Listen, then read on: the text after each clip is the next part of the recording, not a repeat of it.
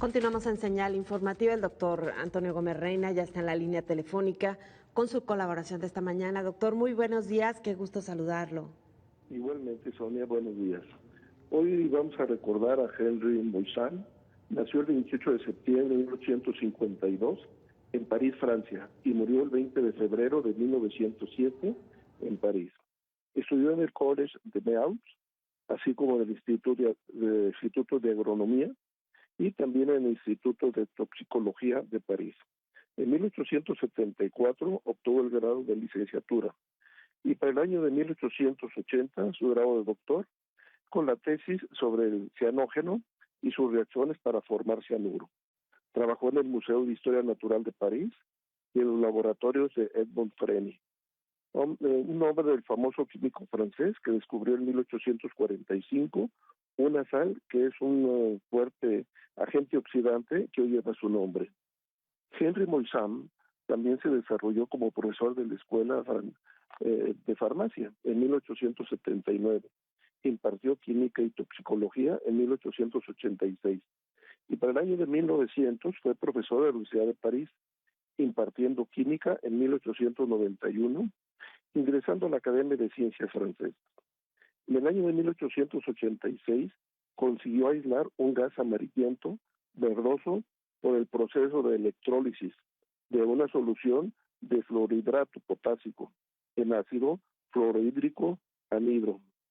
De esta forma aisló el flúor. La existencia del flúor se conocía desde años antes, pero todos los intentos de aislarlo habían fracasado. E inclusive algunos investigadores habían muerto en el intento de hacerlo.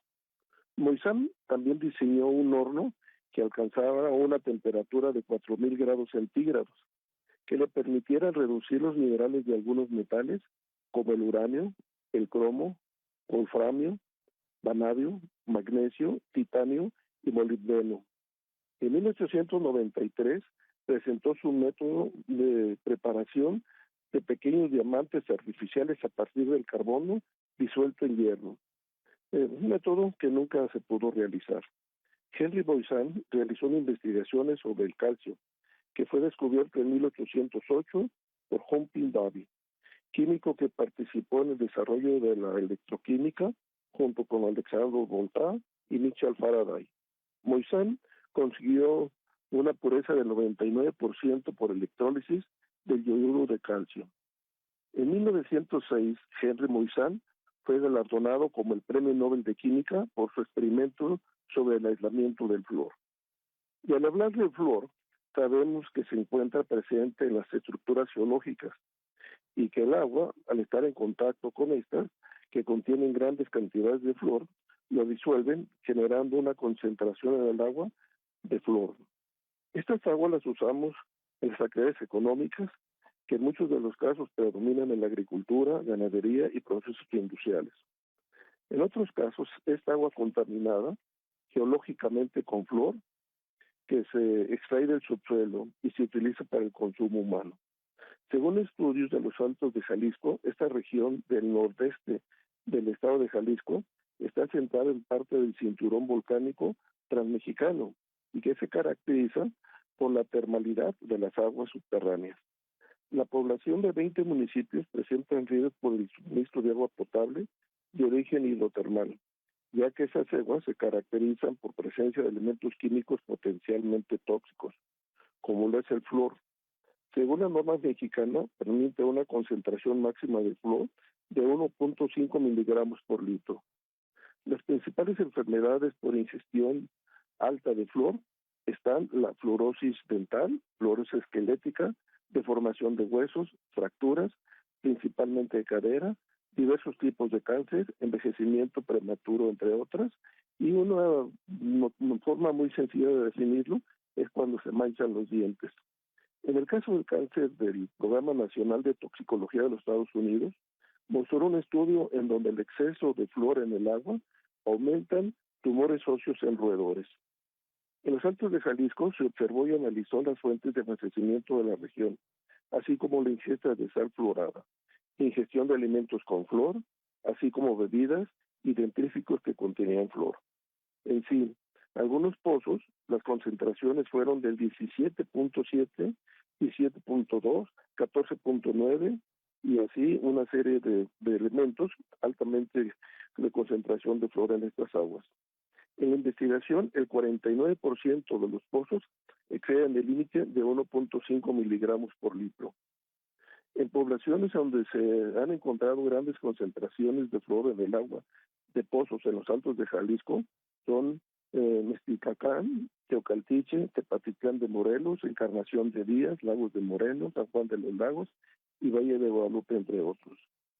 Y recordando a Henry Moisant, que en 1886 aisló el flúor a través de la electrólisis y que por dicho descubrimiento fue acreedor al Premio Nobel de Química de 1906, hoy se habla de contaminantes generados por el hombre que en su mayor o menor escala nos afectan. Pero el tema de la concentración de agua por la geología del lugar afecta a millones de seres en el mundo. Aquí en nuestro estado de Jalisco, el tema de la contaminación por flúor no es menor. Y es de preguntarse, ¿cuántas plantas tratan el agua subterránea de los altos de Jalisco antes de abastecer a las ciudades y eliminar el flúor o el arsénico? Según la Organización Mundial de la Salud, en el 2018 murieron 437,000 niños por aguas que tuvieron deficiente tratamiento de las contaminaciones que tenían estas aguas. Y hasta aquí mi comentario de esta semana. Gracias. Doctor, ¿y hay algo que se esté haciendo por parte de las autoridades, por parte de instituciones acerca de este problema? Pues mira, todos pues nos hemos dado cuenta que ni siquiera operan las plantas. Muchas de las plantas ni siquiera están caracterizadas. O sea, las plantas de tratamiento que existen en el estado, pues nos damos cuenta que la mayoría son altamente costosas el operarlas. Y muchas de ellas, pues nomás tratan sistemas discretas. Pero sí debe de haber un sistema, o sea, es una obligación del sistema de tratamiento de que se quiten los elementos tóxicos geológicos, no nomás los que generamos los hombres. Pues muchas veces encontramos pozos que tienen arsénicos, que tienen flúor, o sea, que tienen una serie de elementos contaminantes geológicos y que mientras más usemos esas fuentes de agua, esos pozos, más profunda va a estar el agua y más escurrimiento va a ir lavando estos contaminantes que tarde o temprano llegan a las comunidades. Y estas comunidades, eso sabemos que mucha gente de los altos de Jalisco, San Luis Potosí y demás, presentan decoloración en el esmalte dental generado por este contaminante que es el flúor. Y se ha observado pues que genera problemas de índoles muy diferentes. Antes nos decían que era importante aplicaciones de flúor para evitar la caries, pero en realidad pues es un contaminante geológico. Claro, y lo cual quizás se agrava más pensando en que fuera de las ciudades, fuera de las zonas urbanas, pues prácticamente toda la población se abastece de agua subterránea, ¿no?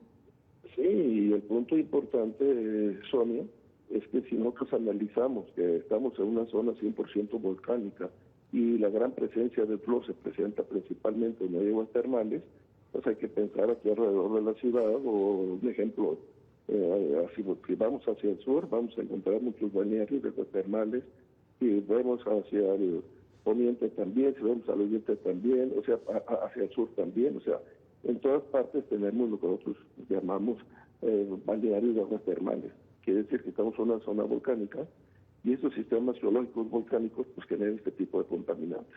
Entonces sí es muy importante que las autoridades estén pendientes en el tratamiento de agua, no nomás quitar excretas, o sea, desechos de poblaciones, sino qué calidad de agua está tomando cada una de las poblaciones en relación a este tipo de fenómeno, ¿verdad? O sea, de contaminantes. ¿Y sería posible resolver algo así? Porque por la cantidad de pozos que hay concesionados, pues como que pensar en el tratamiento o en resolver cada uno, pues me imagino que implicaría una inversión pues incluso incalculable, ¿no? Bueno, es que lo primero que hay que analizar nosotros es qué tipo de fuente tenemos. Y este tipo de fuente, pues sabemos cuál es el riesgo.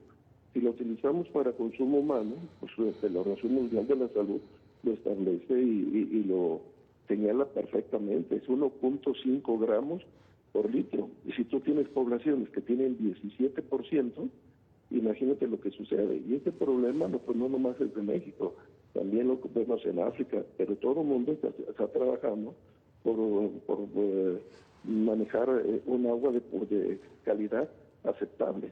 Porque si tú estás como organismo operador o eres un municipio, pues primero lo que hay que hacer es qué agua estamos tomando.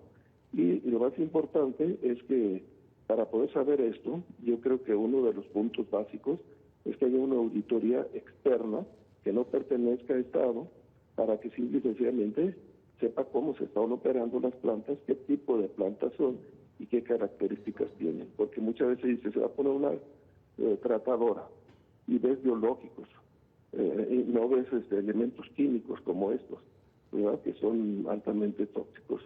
Los arsénicos los encontramos casi en todos los pozos, el cloro los encontramos en todas estas regiones. Entonces sí es necesario que haya todo un programa de saneamiento de agua geológica, porque muchas veces las autoridades se van por las fases. El fulano está contaminando, o tal el sector está contaminando, sin saber que el agua desde su origen ya viene contaminada geológicamente. Y ahí a quién se le echa la culpa. Se quiere resolver el problema. Claro, muy bien. Doctor, pues como siempre le agradecemos mucho, es un placer escucharlo. Pues igualmente, Sonia, que tenga buen día. Muchas gracias al doctor Antonio Gómez